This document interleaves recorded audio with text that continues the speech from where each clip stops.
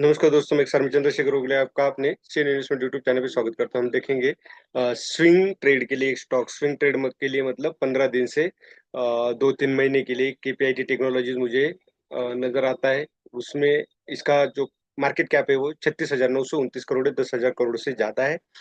इसका current price 1,347 है, लेकिन बुक वैल्यू इसके 106, अगर कंपनी क्लोज होती है तो आपको 106 रुपीज मिलेंगे। स्टॉक पी 44 है, जो इंडस्ट्री पी से ज्यादा है। इंडस्ट्री पी से कम अगर स्टॉक होता है तो बहुत अच्छी बात होती है, लेकिन आरओई इसका बहुत ही जबरदस्त है, 33.2% है। अगर इसका बेंचमार्क मतलब हम किससे कंपेयर करते हैं तो एफडी से, तो एफडी में कितना 7% मिलता है और इसका क्या है 33.2% है।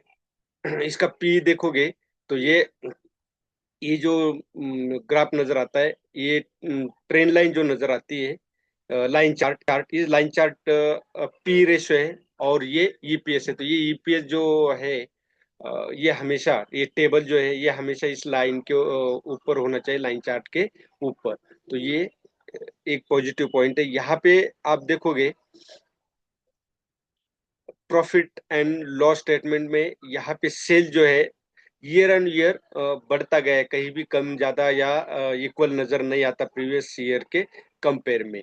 तो नेट प्रॉफिट अमूमन अ, बढ़ते हुए ही यहाँ पे नजर आता है। यहाँ पे 3 ईयर का जो सेल्स प्रॉफिट और सीएजीआर मतलब कंपाउंड एनुअल ग्रोथ रेट जो होता है वो 3 ईयर्स में तो मिला जुला है, लेकिन ट्रेलिंग 12 मंथ का ये यहाँ पे सीएजीआर -9 शो कर रहा है, जो इस सेल्स ग्रोथ के साथ एक जैसा नजर आना चाहिए, थोड़ा सा अप डाउन होना चाहिए, तब जाके इस स्टॉक में मतलब ये जो -9 क्या दर्शाता है कि अब इसके बढ़ने की प्रोबेबिलिटी बहुत ज्यादा है।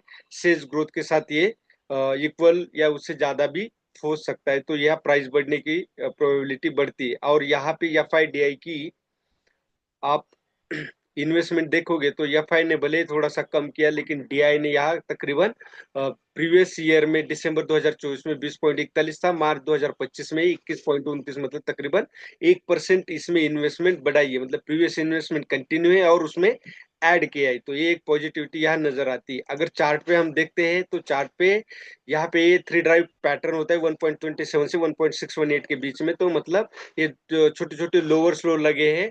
और जो आरएसआई है, ये देखोगे तो चार्ट अपसाइड नजर आता है चार्ट। तो यहाँ ब्रेकआउट के बाद एक एन पैटर्न किस तरह बनता है वो मैं आपको दिखाता हूँ, या इस ट्रेंड लाइन के पहले ही एक एन पैटर्न बनता है, या तो इस ट्रेंड लाइन के बाद ये पैटर्न बनता है। अगर ये 1321 का रेंज ब्रेक करता है तो आपको एक अच्छी मूवमेंट यहाँ देखने को मिलेगी। 1550 का एक टारगेट होगा और स्टॉप लॉस 1310 का, 50 का स्टॉप लॉस है, 150 का कम से कम आपका टारगेट है, 1:3 आपका टारगेट होगा। तो इसलिए ये स्टॉक सिलेक्ट किया है और आज का वॉल्यूम भी इसमें बढ़ोतरी नजर आ रही है। कोई बाय सेल का रिकमेंडेशन नहीं, ओनली फॉर एजुकेशन पर्पज से ये वीडियो है। वीडियो अच्छा लगे तो लाइक शेयर और सब्सक्राइब जरूर कीजिए।